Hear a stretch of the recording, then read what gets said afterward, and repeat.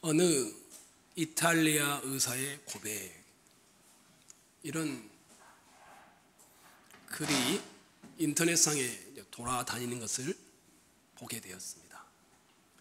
이 글이 진짜인지 가짜인지 논쟁도 있기도 하고 하지만 제가 마음에 드는 부분이 있어서 이 편지를 인용하고자 합니다. 이름은 율리안 우르반이라는 사람이고요. 38세 젊은 의사입니다. 이탈리아에서 가장 코로나가 확산되었고 가장 사람이 많이 죽었던 롬바르디아 주의 한 병원의 의사입니다. 이렇게 이분이 글을 썼습니다.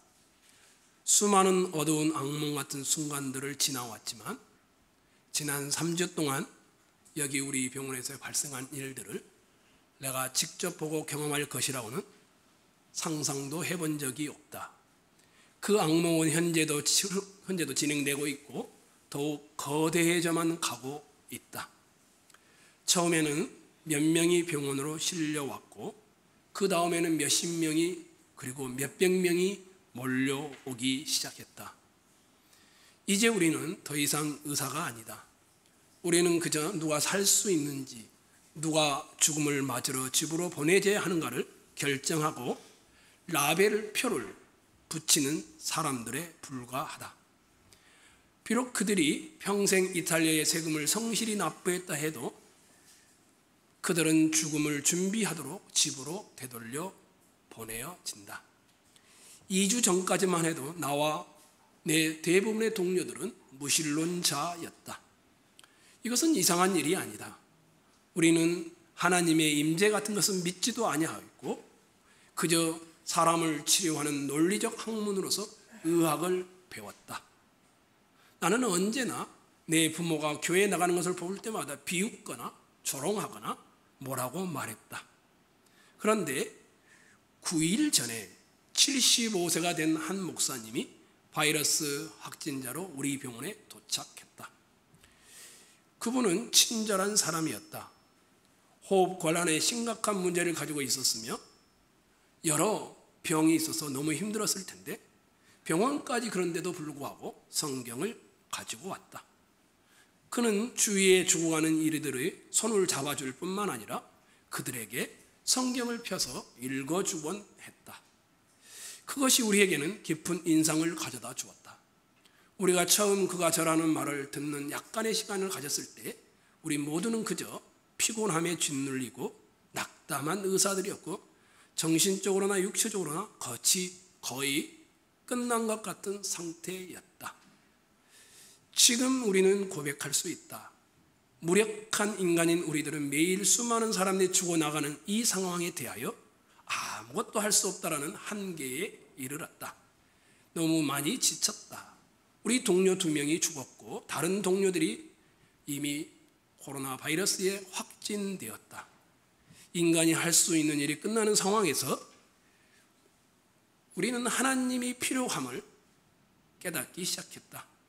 몇 분의 짧은 휴식 시간이 주어질 때마다 한 번도 배운 적도 없고 들어본 적도 없는 신이라는 분께 기도하기 시작했다.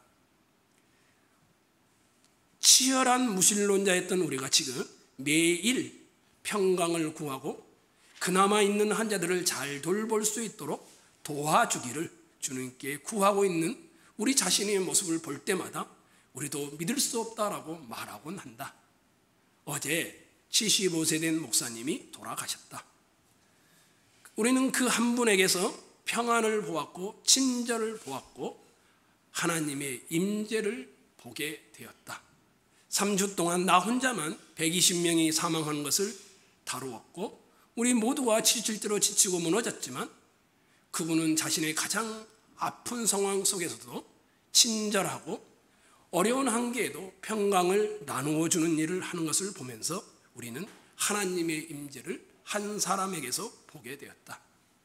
그 목사님은 주님 품으로 돌아가셨고 현재는 병원의 상황은 계속 악화 일로를 걷고 있다. 아마 이렇게 계속되면 우리도 그분의 뒤를 따를 것이다. 나는 6일째 집에도 들리지 못했고 언제 식사를 했는지조차도 모르겠다. 나는 지금 이 땅에서 나의 무익함을 깨닫지만 나의 마지막 호흡이 닿을 때까지 다른 사람을 도와주는 의사로 있기를 원한다. 2020년 3월 23일에 쓴 편지 내용입니다. 한 사람의 모습에서 하나님의 임재를 보게 되었다.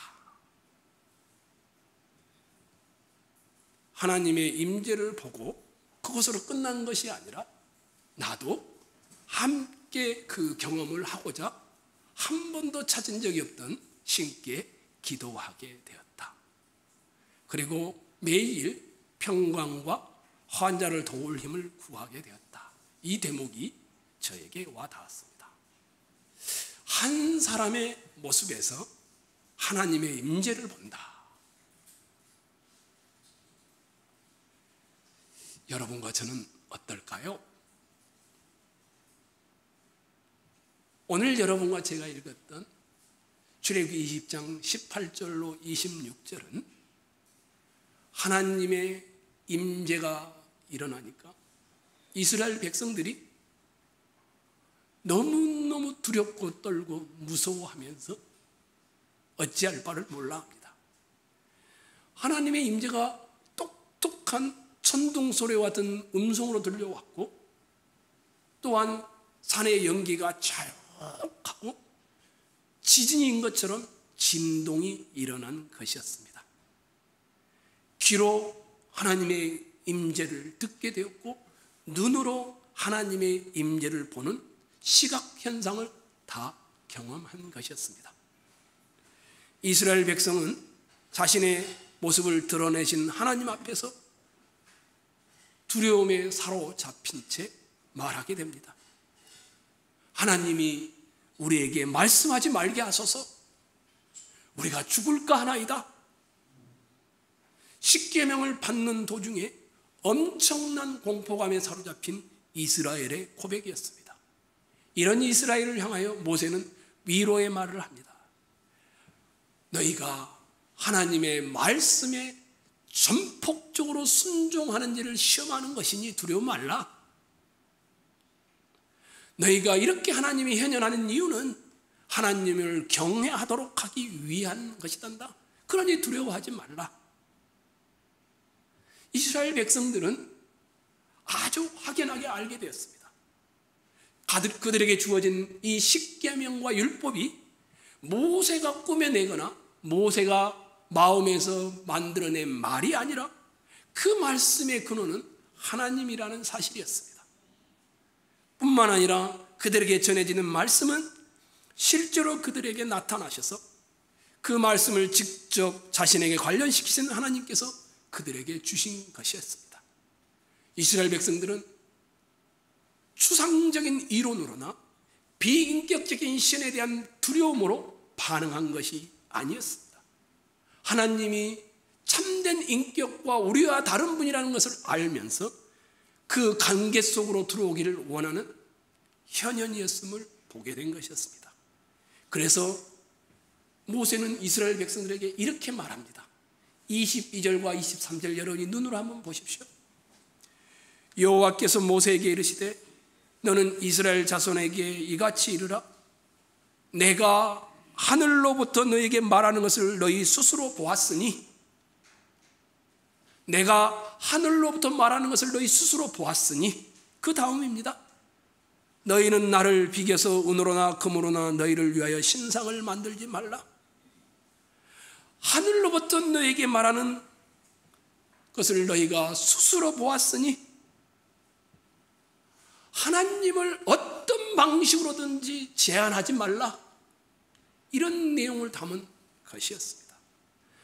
하나님을 너희가 원하는 방식, 너희가 원하는 형상, 너희가 원하는 내용으로 제한하지 말라는 것이었습니다.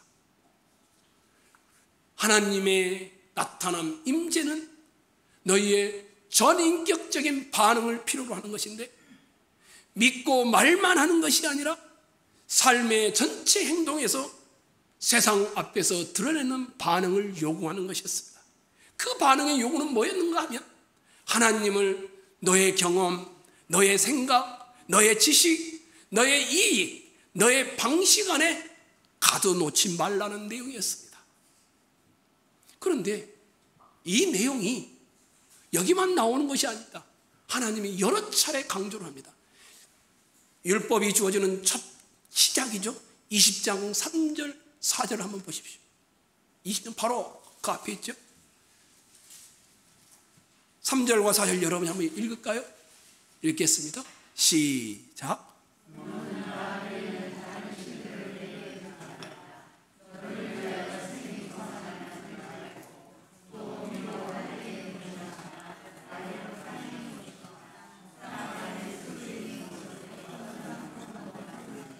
그것들에게 절하지 말며 그것들을 섬기지 말라, 이렇게 되어 있습니다. 율법의 끝인 23장 끝부분 한번 가보십시오. 23장 끝부분입니다.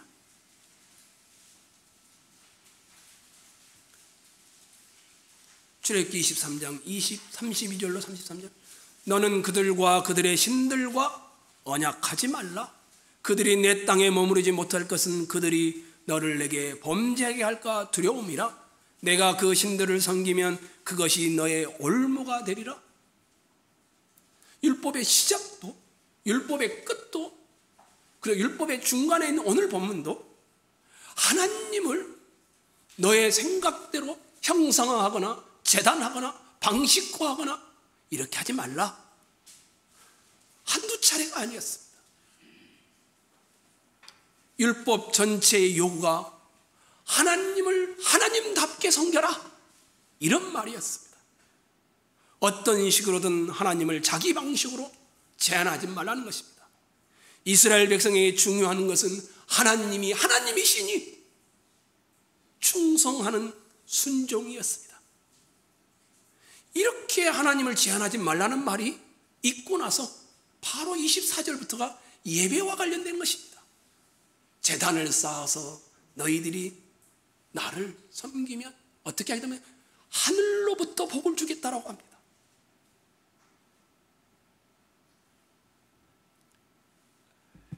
십계명을 직접 말씀하실 때 하나님께서 형체로 강림하신 것이 아니었습니다. 그럼에도 이스라엘 백성들은 그 위험에 두려움을 떨게 됩니다. 하나님의 임재를 목격하고 두려워 떱니다. 왜 하나님이 직접 강림하셨습니까? 기독교 신앙의 근본적인 것이었습니다. 기독교 신앙은 하나님이 인격자라는 겁니다. 그리고 우리와는 구별되는 거룩한 분이라는 것이었습니다. 오늘 우리 구약의 이스라엘 백성들, 신약의 성도들, 가장 기독교의 무서운 적이 뭔 줄 아십니까? 하나님을 관념화시키는 것입니다. 어려운 말이죠. 좀 더 쉽게 풀어보면 하나님을 자꾸 자기 경험 안에, 자기 방식 안에, 자기 지식 안에, 자기 세상 경험 안에 가두어 놓는 일입니다. 이것이 기독교의 가장 무서운 시험거리입니다. 내가 하늘로부터 너에게 말하는 것을 너희 스스로 보았으니 너희는 나를 비겨서 은으로나 금으로나 너희를 위하여 신상을 만들지 말라. 하나님을 내가 원하는 방식대로 조정하지 말라는 것입니다. 조정할 수도 없다라는 것입니다. 기독교의 본질입니다.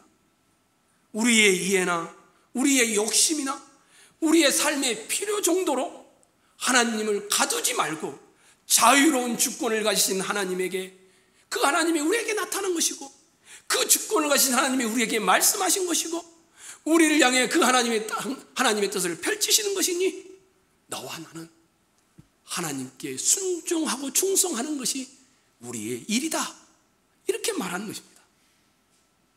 나의 필요를 채우기 위한 수단이나 방법으로서 하나님을 이용하려는 인간의 제한된 이해나 재성에 빠져 하나님을 놓치지 말라는 것이 중요한 내용입니다. 이렇게 하면 하늘로부터 복을 주겠다라는 것입니다. 이렇게 하면 하나님이 임재하여 함께 하겠다라는 것입니다. 이 임재가 임하지 않는 것을 살펴보면 여러분과 제가 무엇을 잘못하고 있는지 가장 잘 알 수 있습니다. 하나님의 임재가 사라져버리는 경우, 하나님의 임재가 일어나지 않는 경우, 어떤 경우일까요? 가장 잘 보여주는 것이 출애굽기 32장의 금송아지 사건입니다. 25장부터 31장까지 성막과 관련된, 성막은 이렇게 만들어라, 창조의 7일을 그대로 담아서 성막 이야기를 했습니다. 성막의 뜻은 뭡니까? 하나님이 임재하여 너희와 함께 한다는 것입니다. 그런데 금송아지 사건이 일어나서 하나님의 임재가 떠나고 뭐가 찾아옵니까? 하나님의 진노가 찾아옵니다. 하나님의 임재가 사라지는, 하나님과의 동행이 단절되는 근본적인 이유가 여기에 들어있습니다. 한번 찾아볼까요? 출애굽기 32장 1절입니다.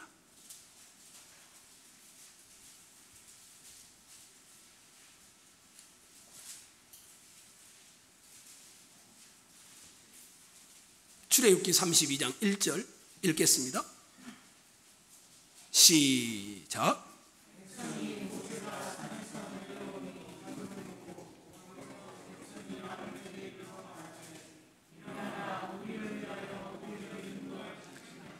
거기까지 하겠습니다. 일어나라. 그 다음에 뭐라고 되어 있습니까? 우리를 위하여 우리를 인도할 신을 만들라. 그들이 금송아지를 만든 이유는 자기를 위하여 손에 쥘 수 있는 우상을, 눈으로 볼 수 있는 우상을 만들어서 이것이 여호와다라고 하면서 모세가 없으니까 불확실한 미래를 확실한 미래로 붙잡고 싶으니까 그들이 자기를 위하여 우상을 만든 것이었습니다. 아까 여러분이 읽었듯이 10계명의 둘째 계명이 이렇게 시작하죠. 너를 위하여 새긴 우상을 만들지 말고, 심지어는 레위기에 가보면 똑같이 말합니다. 너희는 자기를 위하여 우상을 만들지 말지니. 호세아 선지자가 이스라엘 백성들의 죄를 책망하는데도 은으로나 금으로나 자기를 위하여 우상을 만들지 말지니라. 가장 주목할 대목은 하나님의 임재가 단절되고 하나님의 임재가 사라지는 이유는 내 속에 자기가 가득할 때입니다. 인간이 우상을 만드는 이유는 그 우상이 위대하거나 거룩하기에 그것을 본받기 위해 만드는 것이 아닙니다. 이 세상에서 오랜 동안 평안하고 건강하고 풍요롭게 살기 위하여, 자기를 위하여 우상을 만드는 것입니다. 이 사실을 잘 알고 있었던 바울 사도는 골로새서 3장 5절에서 탐심은 곧 뭐라고 합니까? 우상 숭배니라. 탐심의 노예가 되어 있다라면 구체적인 형상을 만들지 않아도 이미 마음에 우상이 깃들어 있기 때문에 우상 숭배다, 이렇게 표현합니다. 성도 여러분, 하나님과의 동행이, 하나님의 임재가 끊어지고 단절되는 이유는 뭡니까? 자기가 자기의 신이 될 때입니다. 자기가 인생의 최고의 기준이 될 때입니다. 이 순간 우리는 우상 숭배하고 있는 것이기 때문에 이것은 하나님과의 단절이 찾아옵니다. 눈에 보이지 않고 손으로 만질 수 없는 하나님이 가시적이고 만질 수 있는 신상으로 바뀌는 것입니다. 인격적이고 활동적이고 어떤 것에도 제한받지 않는 하나님을 자기 이익을 위하여, 자기 욕심을 채우기 위하여 자기 안에 제한시키는 것입니다. 하나님과의 동행의 단절은 자기 충만에서 비롯되는 것입니다. 우상 숭배란 자기를 위하여 어떤 신상을 만드는 것만을 말하지 않습니다. 우상 숭배란 마음 속에 자기 욕심이 가득한 것입니다. 하나님을 위망하여 자기 영혼을 채우려는 욕심, 이런 곳에는 하나님의 임재가 사라지거나 없습니다. 하나님은 임재를, 자기를 섬기는 데서 벗어나야 할 것입니다. 자기 욕심을 채우는 데서 벗어날 때 하나님의 임재가 찾아오는 것입니다. 그래서 기독교 신앙의 복음의 핵심은 뭡니까? 자기 충만해서 자기 부인입니다. 자기 충만해서 자기 부인이 이루어지는 것이 십자가의 정신이며 기독교인의 본질입니다. 그때 하나님의 임재는 우리와 동행하게 되며 함께 걷는 것입니다.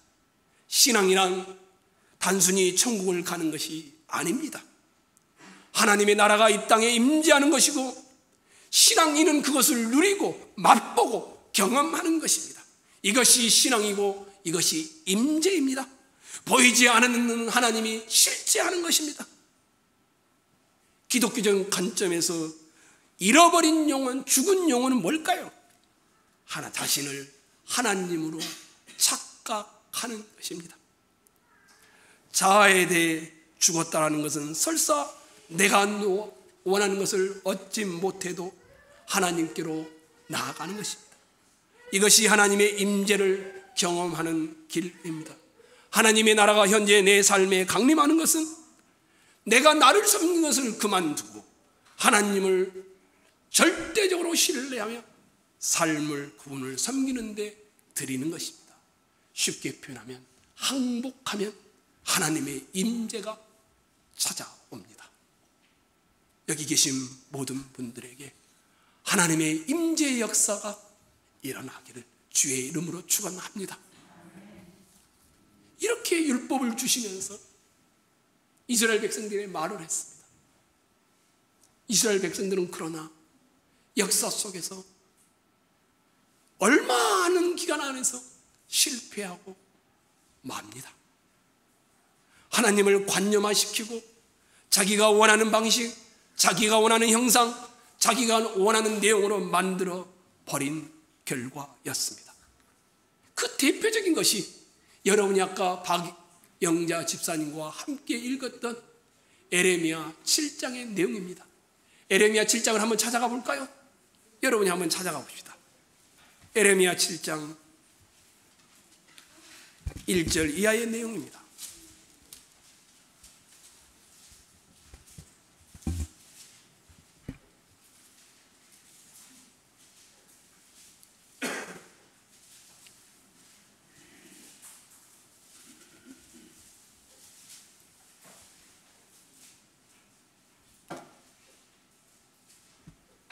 (2절로 7절만) 읽겠습니다. 너는 여호와의 진문에 서서 이 말을 선포하여 이르기를 여호와께 예배하러 이 문으로 들어가는 유다 사람들아 여호와의 말씀을 들으라.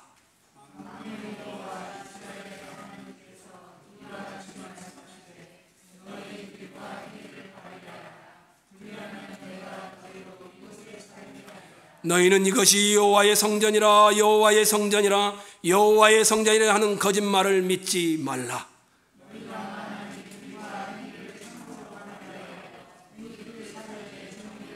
이방인과 고아와 가부를 압제하지 아니하며 무지한 자의 피를 이곳에서 흘리지 아니하며 다른 신들 뒤를 따라 화를 자초하지 아니하면 내가 너희를 이곳에 살게 하리니 곧 너희 조상에게 영원 무궁토록 준 땅이니라.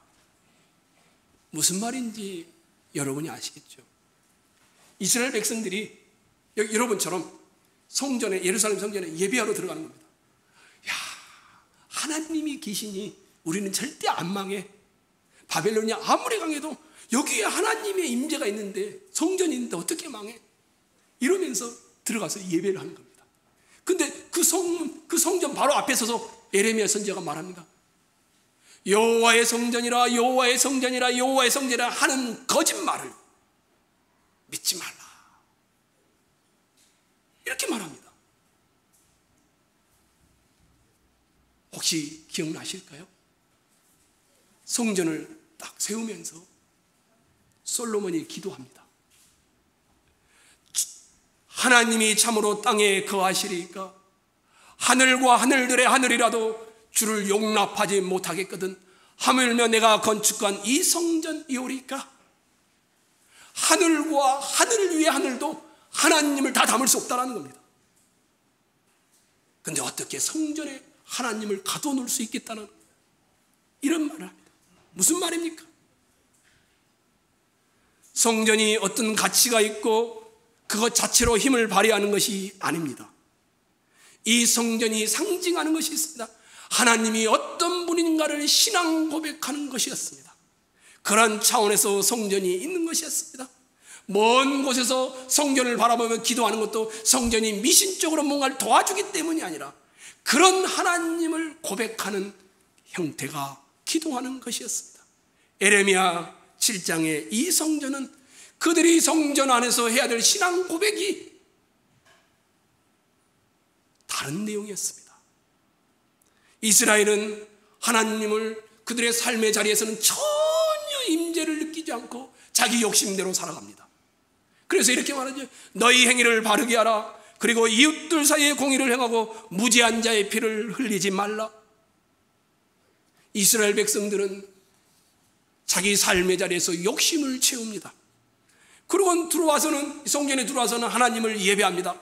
하나님이 우리를 구원하셨습니다. 근데 하나님 뭐라고 하냐면 하나님이 우리를 구원하셨습니다. 이러고는 너희가 성전을 기도하는 집을 도둑의 소굴로 만들었다고 합니다. 바라게 분향하며 너희가 알지 못하는 다른 신들을 따르면서 하나님을 예배하고 있다는 것입니다. 하나님이 우리를 구원하였으니 우리는 풍요롭게 살 것입니다. 하나님을 자기 방식으로, 자기 안에, 자기 경험으로, 자기 세계관 안에 제한하고 그러면서 하나님을 쫓고 있다라고 말하지만 사실상은 제 욕심을 채우기 위해 신적 능력만을 이용하려는 것이 우상 숭배입니다. 우상은 내가 만들어낸 신입니다. 그 신은 생각이 없습니다. 그 신은 주장하는 바도 없습니다. 우상은 오직 힘만 가지고 있다가 내가 필요할 때 내가 조정할 수 있는 것입니다. 무언가를 들여서 내 목적을 이루는데 내가 신이 필요할 때 사용하는 것입니다. 그러나 기독교 신앙은 그렇지 않습니다. 기독교 신앙은 내가 하나님을 이용하는 것이 아니라 하나님 앞에 내 인생을 전적으로 항복하는 것입니다. 내가 신이 되어 있으면 성전이 아니라 성전 할아버지여도 하나님의 임재는 떠나가 있는 것입니다. 계명을 어기는 정도의 내용이 아닙니다.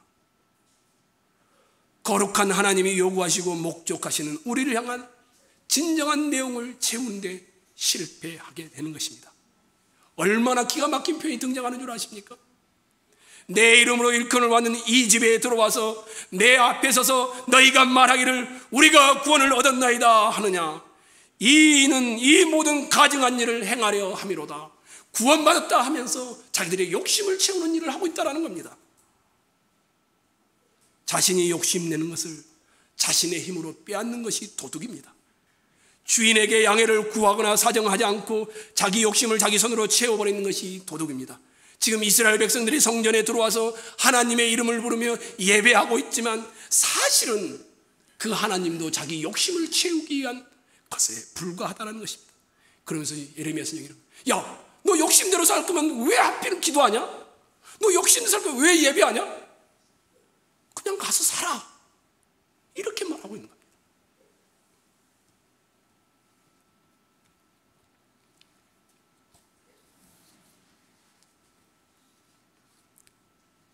이스라엘 백성들은 하나님께 전적인 항복을 요구하는 이 십계명, 이것을 받으면서 두렵고 떨림으로 서 있었습니다.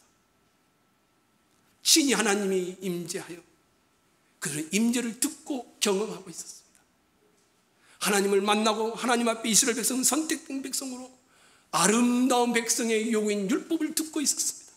그 요구의 핵심은 나는 나다는 것이었습니다.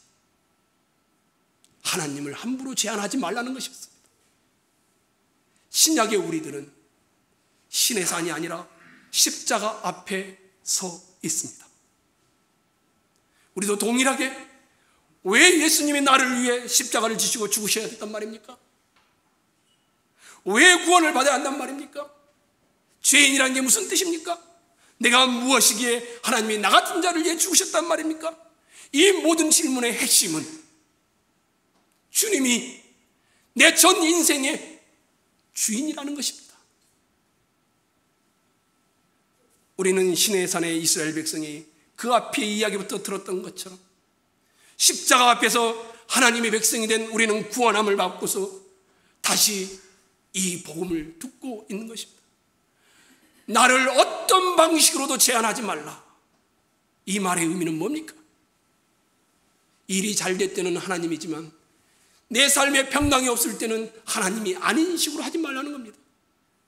내가 건강할 때는 하나님이지만 내가 건강치 못할 때도 하나님이 되어야 한다는 겁니다.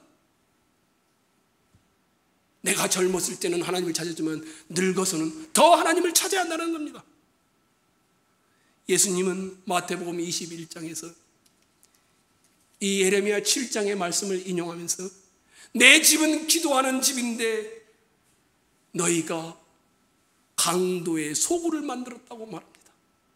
그 당시 가장 종교적이었던 바리새인과 서기관들을 향한 말이었습니다. 우리는 다시 돌아보아야 합니다.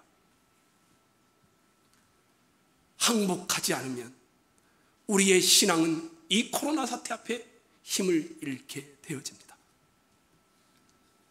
예수님은 성전이라고 요한복음 2장에 분명히 말씀합니다. 예수님은 우리를 구원하러 오셨고 우리의 죄를 대속하려 오셨습니다. 그것이 갖는 의미는 우리가 이미 다 알고 있습니다. 전에는 내가 충만하여 나를 섬기고 나를 숭배하게 하여 주님을 찾았는데 이제는 주님이 충만하고 나는 없어지는 삶이라는 것을 우리는 다 알고 있습니다. 우리에게 지금 시내산 계명을 밝히듯 우리는 십자가 앞에서 거룩하신 하나님이 우리 앞에 서서 말씀하고 있는 것입니다. 어떻게 해야 됩니까? 자기 숭배에서 벗어나셔야 합니다. 예배당에서 하나님을 경배하는 데서 벗어나셔야 합니다. 여러분의 가정에서 버스 탈 때에, 전철을 탈 때에, 운전을 할 때에, 사업장에서, 직장에서 하나님이 하나님 되게 하셔야 합니다. 그런데 그렇게 할 실력이 우리에게 없습니다. 우리는 십계명으로 대표되는 이 율법을 따라갈 만한 능력이 없습니다. 하고 싶은데 안 됩니다. 그러면 어떻게 합니까? 사랑하는 성도 여러분, 예레미야 7장이 지적한 대로 이스라엘의 실패와 똑같은 실패를 반복하고 있는 우리들, 죄인된 운명인 우리들 어떻게 해야 합니까? 다시 예수께서 오셔서 하신 일이 무엇인지 십자가 앞에 서셔야 합니다. 하나님을 아버지라 부르며 예수 그리스도로 말미암아 누리게 된 이 자유와 이 은총을 다시 기억하셔야 합니다. 그렇다면 하나님의 떠나갔던 임재가 다시 찾아올 것입니다. 혹시 여러분 중에 라디오 방송 중에 김현정 씨가 인도하는 라디오 방송을 듣거나 보시는 분이 있는지 모르겠습니다. 가끔 제가 그 방송을 듣거나 또 방송 글이 나온 것을 읽기도 합니다. 김동호 목사님이 얼마 전에 그 방송에 나와서 인터뷰하는 내용이 들어있습니다. 김동호 목사님은 아마 젊은이들은 대부분 다 잘 알고 있는 분입니다. 이분이 이제 은퇴를 하셨는데 폐암에 걸린 겁니다. 4월 지난 작년 4월 15일 날 수술을 받으셨습니다. 수술을 받고 항암 치료 중에 4회차 하는데 2번이나 절도를 해서 이제 큰 고통 가운데 있었죠. 그러다 보니까 어떤 죽음이 늘 이제 찾아오죠. 이 폐암이 오기 전까지만 해도 죽음을 알기는 알았는데 자기와는 멀리 있다라고 객관적으로 생각을 했다고 합니다. 그런데 어느 날 죽음이 자기 앞에 와 있더라는 겁니다. 무섭거나 당황스러운 게 아니라 이런 말이 속에서 왜 하필 나야? 왜 하필 내가? 그 질문이 제일 먼저 나오더라는 겁니다. 내가 하나님 앞에 이렇게 살아왔는데 왜 하필 나야? 그런데 하나님이 답을 주시기도 전에 자기 속에 다른 한 켠에서 말이 나오답니다. 왜 너는 안 돼? 네가 뭐가 특별하다고? 암이나 모든 질병과 이런 현상들은 죄로 말미암아 망가진 세상의 현상 아닙니까? 그러면 자기가 랜덤으로 걸린 것이지 왜 나라고 안 걸리겠어? 내가 뭐가 특별한데? 우리 대부분 다 자기가 좀 특별하다고 생각하지 않습니까? 왜 나냐 이런 데서 다른 사람은 나보다 못하다라는 사고가 들어있었는데 내가 목사인데 왜 걸려? 이것에서 벗어나기 시작했다고 합니다. 근데 이분이 폐암 수술을 받을 때보다 치료를 받는데 너무너무 힘들었답니다. 수술은 정말 티끌만큼 아픈 것이고 항암 치료 과정은 이루 말할 수 없답니다. 얼마나 힘들었으면 2번이나 절도를 할 정도였습니다. 먹지 못하고 자지 못하고. 이분이 이러다 보니까 아침에 일어나면 어떻게 하면 이제 암을 이길 수 있는가? 인터넷에서 너무너무 많은 것을 찾기 시작한 겁니다. 너무 많은 자료들과 기사거리들과 다 있어서 갈수록 자기가 여기에 푹 늪에 빠진 것처럼 빠져들더라는 겁니다. 어느 순간 어느 날 화가 잔뜩 났습니다. 내가 지금 뭐 하는 짓이야? 내가 목사인데? 내가 예수 믿는 사람인데? 일어나자마자 생각하고 마음에 하는 것들이 다 암과 관련된 것들이야? 이분이 그때부터 바꿔야 되겠다. 선택을 해야 되겠다. 불안이 오고 불안이 먼저 오니까 하나님의 은혜가 다 사라져 버려갑니다. 암을 공부하면 공부할수록 더 불안이 많이 오더라는 겁니다.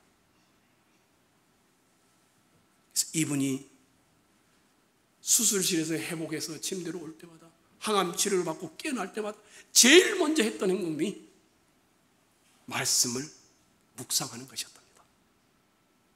이분이 그 말씀 중에 이사야 40장 1절 말씀을 읽고는 내 백성을 위로하라. 그래서 이분이 이게 무슨 말이지 하다가 유튜브를 만들어서 새벽마다 날마다 기막힌 새벽 이런 주제로 말씀을 나누기 시작했습니다. 이분은 그 과정 중에 이런 말을 했습니다. 내 인생의 전성기는 가장 아픈 때였습니다. 어느 환자 한 분이 2월 6일 날인가 죽었답니다. 근데 이 죽어가는 환자가 포천에 사시는 분인데 늘 유튜브를 듣고 집회가 있으면 와서 종로에서 하는 집회를 참여하고 가곤 했답니다. 이분이 돌아가셨는데 이분이 이런 말을 남겼답니다. 지옥 같은 고통스러운 나날을 천국처럼 지내다 갑니다. 하나님의 임재 경험, 불안을 몰아냅니다. 하나님의 임재 경험, 고통을 몰아냅니다. 하나님의 임재의 경험, 지옥같이 두려운 나날들을 천국같이 지내게 합니다. 사랑하는 형제 자매 여러분, 자기 숭배를 중단하십시오. 하나님을 가두어 놓는 일을 중단하십시오. 하나님의 하나님 되심이 여러분의 삶의 자리 곳곳에서 항복으로 드러나기를 축원합니다. 하나님의 임재가 역사하실 줄로 믿습니다.